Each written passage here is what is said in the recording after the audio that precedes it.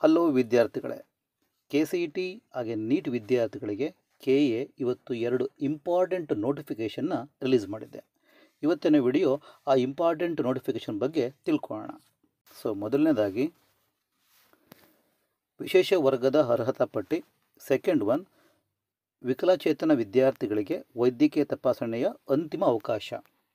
ವಿಕಲಚೇತನ ಅಭ್ಯರ್ಥಿಗಳಿಗೆ ವೈದ್ಯಕೀಯ ತಪಾಸಣೆಗೆ ಅಂತಿಮ ಅವಕಾಶವನ್ನು KA ಕಲ್ಪಿಸಿಕೊಟ್ಟಿದೆ. 10/6, 11/6, 12/6ರಂದು ನೀವು ಹಾಜರಾಗಿದ್ದು ವೈದ್ಯಕೀಯ ಸಮಿತಿಯಿಂದ ತಪಾಸಣೆ ನಡೆಸಿದರೆ ಅಂತಹ ವಿದ್ಯಾರ್ಥಿಗಳು ಈಗ ಅವಕಾಶ ಇರೋದಿಲ್ಲ.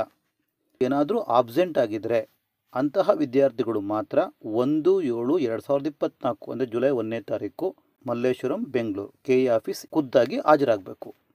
ಒಂದು ವೇಳೆ ನೀವು 10, 11, 12ರಂದು ಪ್ರೆಸೆಂಟ್ ಆಗಿದ್ದು ವೈದ್ಯಕೀಯ ತಪಾಸಣೆ ಮಾಡಿಸಿ ನೀವು ಅಲ್ಲಿ ಫೇಲ್ ಆಗಿದ್ದರೆ, ಇನ್ಎಲಿಜಿಬಲ್ ಆಗಿದ್ದರೆ ವೈದ್ಯಕೀಯ ತಪಾಸಣೆ ಮಾಡಲಾಗಲ್ಲ.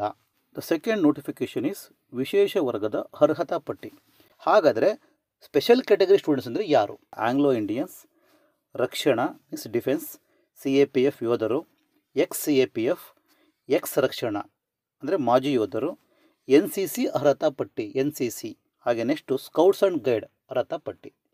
ಈ ಕ್ಯಾಟಗರಿ ಸ್ಟೂಡೆಂಟ್ಸ್ ಎಲ್ಲ they are called special category students. ನೀವೀಗ ಆಲ್ರೆಡಿ ಡಾಕ್ಯುಮೆಂಟ್ಸ್ನ ಸಬ್ಮಿಟ್ ಮಾಡಿದ್ದೀರಾ. ಸಬ್ಮಿಟ್ ಮಾಡಿದ್ದು ಕೆಲವು ವಿದ್ಯಾರ್ಥಿಗಳು ಎಲಿಜಿಬಲ್ ಆಗಿದ್ದಾರೆ, ಕೆಲವರು ಎಲಿಜಿಬಲ್ ಆಗಿಲ್ಲ.